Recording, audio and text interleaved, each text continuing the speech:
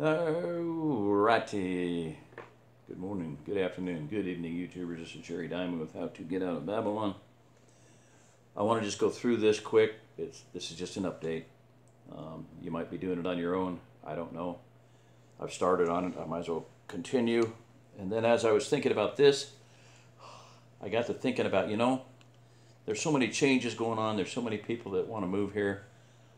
And I've really on my heart to do several things. One is deal with, I've dealt with maps, okay, you should know how to get here, have various routes, what do you need to do on your car, vehicle-wise, can you convoy, ride with somebody else, do you need help, cooperative association, a continuous immigration fund, a CIF,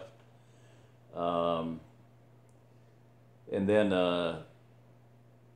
backup plan, how to do it walking with hiking trailers, food, stoves, you name it, camping, things, all the things I've done over the years, as well as, when people get here, how to go about homesteading and things they need to do.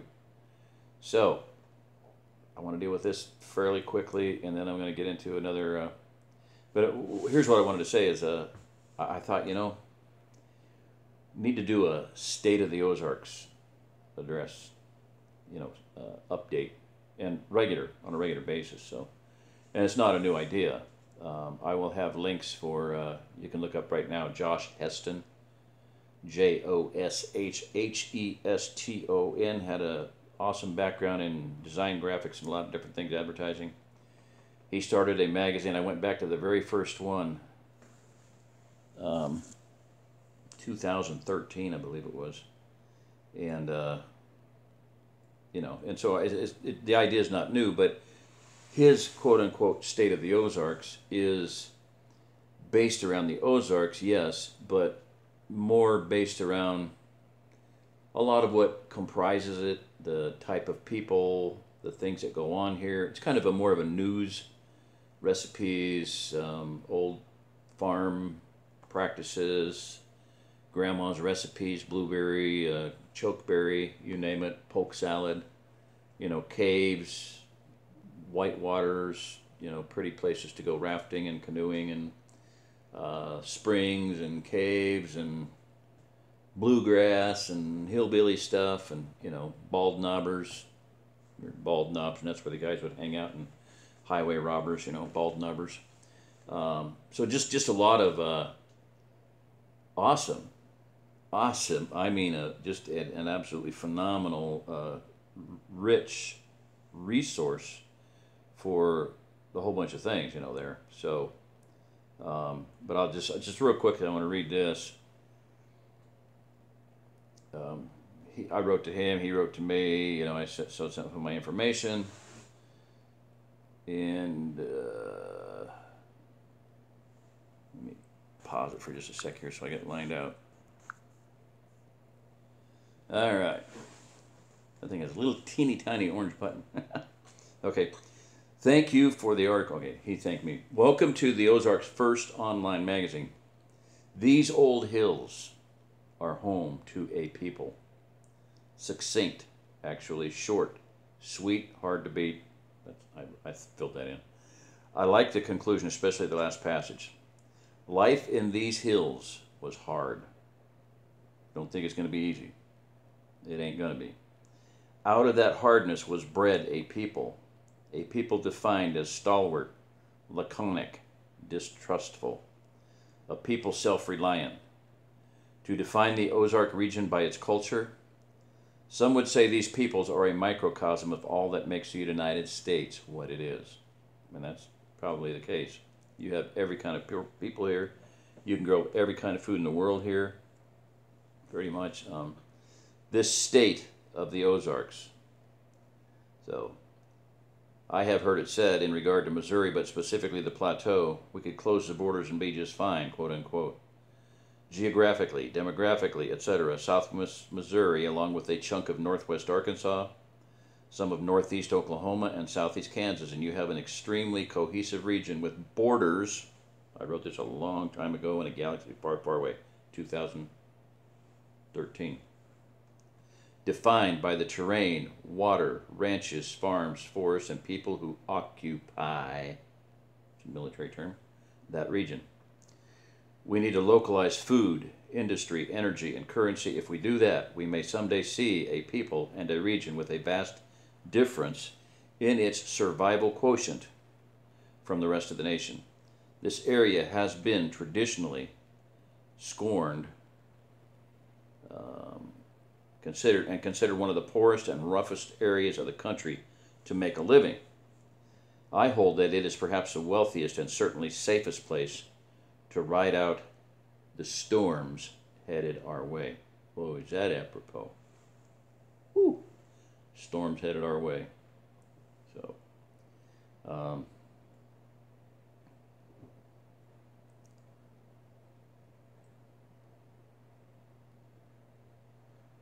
I should have repeated that. I was looking for the old, oh, yeah, here.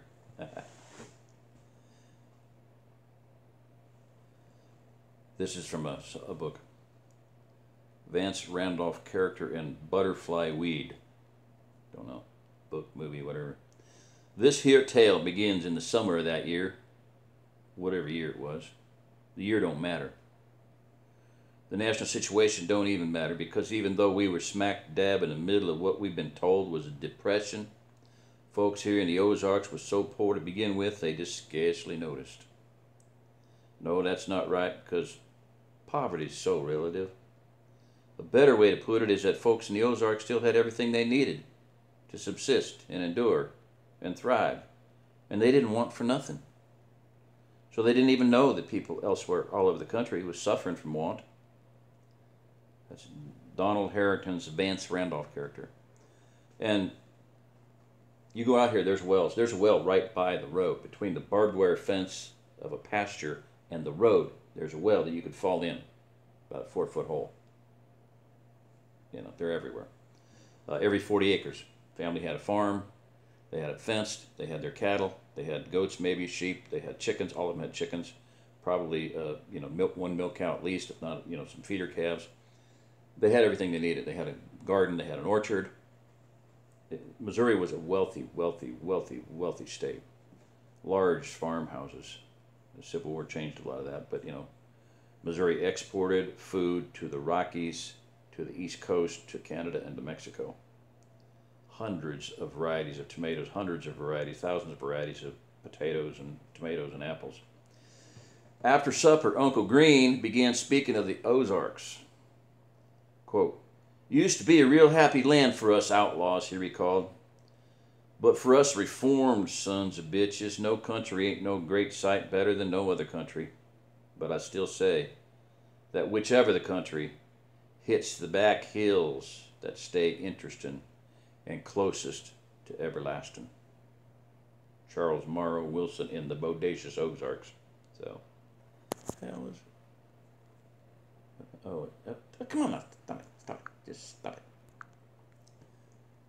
it. Alrighty. So, what I want to do is talk a little bit about that. That's a whole other talk on itself. And I want to just do a weekly news thing. What's going on, linking people up. And you're going to see that here in a little while. But I want to get this done. This is the weather issue. Top right there, you can see wave after wave of storms and river flooding, USA and Canada. I got to use my finger. I didn't set up my... Okay, so you're not going to see it anyway. You can't see my finger on the screen. I don't have a pointer. I got to use my finger, but it doesn't do me any good.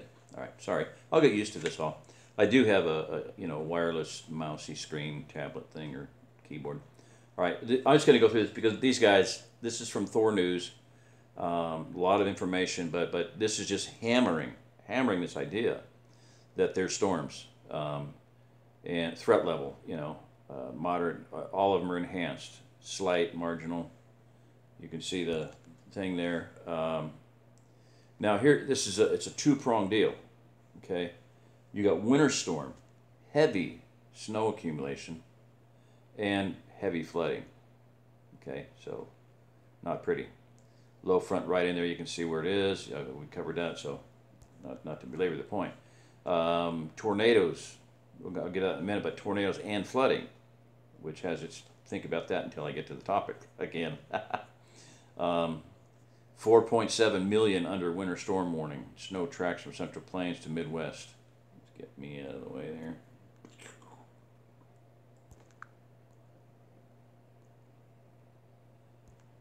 Okay. Worst part there, where you can see the hot pink there. That's where they're meeting. The snow from the moisture from the northwest, cold hitting warm air, and boom, right in the middle. It's, and it's going to be repeated and repeated and repeated. One guy said, well, here's the guy saying two. It's a two-pronged thing. Okay, that's what he's doing there. Accumulating snow, flood threat. Okay. Multiple weather people here dealing with this. The thing too is that, I'll get to the one. I'll remember that this is Ohio River. Oh, the title of this, see up there, 501. It went from what, 100 and something to 200 to 300 to 400. Now it's 501 rivers at or near flood stage. This is the Ohio River. Storm after storm.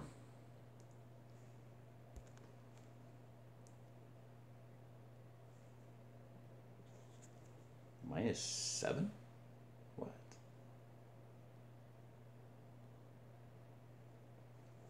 You got me.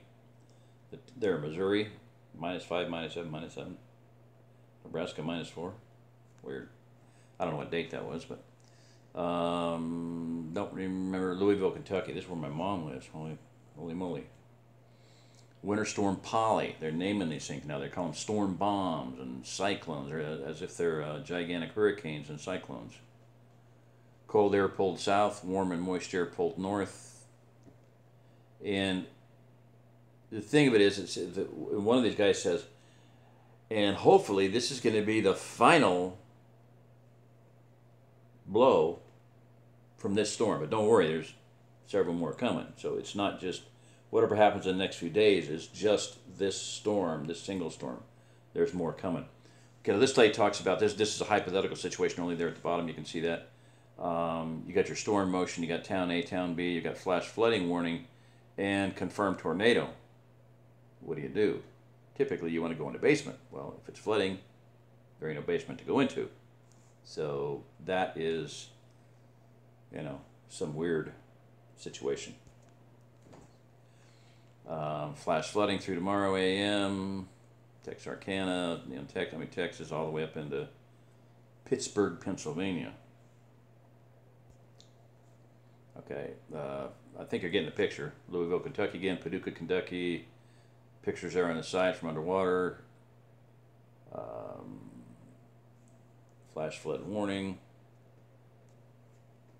For Rolla, Fayetteville. This is for us, Fayetteville, Fort Smith, Arkansas, Branson, Rolla, Missouri, Independence, Missouri. Rain quickly advances. Rain returns. This lady said it, and it just keeps coming and coming.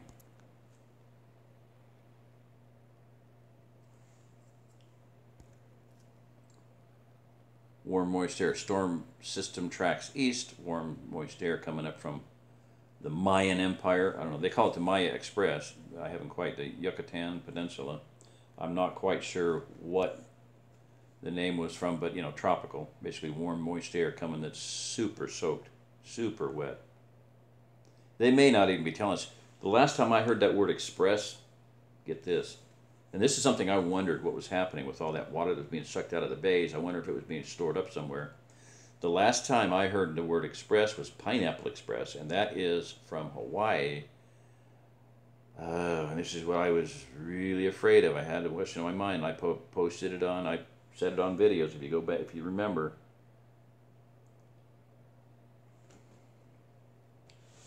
Pineapple Express is an atmospheric river. There are atmospheric rivers. They're held up by the jet streams, and I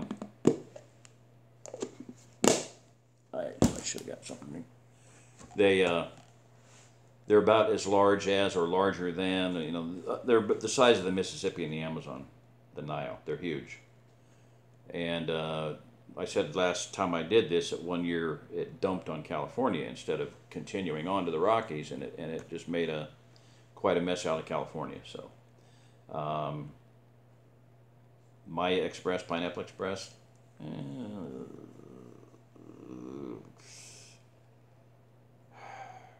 Okay, I that's enough of that. I'm scaring myself. Dallas, Little Rock. I hate to even think of the implications. A Mississippi or a Amazon River dumping on top of the Ohio, the Illinois, and the Mississippi River. This Thorn guy says this is epic, biblical, end of the world proportion stuff, like, you know, extinction level event type stuff. I mean, he didn't say that, but I'm exaggerating just a wee bit. But he did say, you know, epic, biblical proportion, massive storm. So, which they said about Harvey, you know, biblical proportion, because that storm just came and it sat, and when, you know, they call it brown ocean, where it would just circle. Go back out in the ocean, pick up more water. Go back out in the ocean, pick up more water. Go back out in the ocean, pick up more water. And drop it in the meantime, you know, pick it up, drop it, pick it up, drop it. And it just sat on top of Houston. And then, oddly enough, Irma came up through Florida and made a beeline and went over and sat on Houston. Very weird. This is a stadium somewhere. And I don't remember where. Little Rock. Bryant, Arkansas, the park's flooded. Cincinnati, Ohio, underwater. Major flooding through the weekend. Illinois, Kankakee. Never heard of it. You can tell I ain't from that area. Tippecanoe. Yeah, Tippecanoe and Tyler too. DePlain. Never heard of it. St. Joseph, Grand. Flood threat Saturday night. Heavy rain, saturated ground, river and stream flooding, major travel delays. Thunderstorm forecast bad and getting worse. Yeah. Dallas, I Drive, Arkansas. 23 million at risk for severe weather. One of them said 4.7. Rainfall totals. This is Arkansas. All of these. 10.73, 9. 8.69. What's the difference between 8.69 and 9? Not too much. 8.41, Conway, Arkansas. So you have some serious rainfall already going on with more storms coming. Dallas to Pennsylvania. Winter Storm Polly, still in that storm. PQ is going to be who knows? Who's the Q guy? 4.7, tracks at the Midwest. Oliver. Yeah, that lady was going, it just keeps coming and coming. Threat for 1 inch or greater hail. Hail, tornado, flooding, life-threatening storms today. Texas up to Tennessee and Ohio. I don't know why I kept shooting that one. Oh, sometimes I'm trying to get all the information, yeah. And I meant to go through there and clean this up, and it eliminate the duplicates. But sometimes I'm trying to get something as it's moving, and sometimes I pause it most of the time, so I don't have that problem. These are the gauges, water gauges, and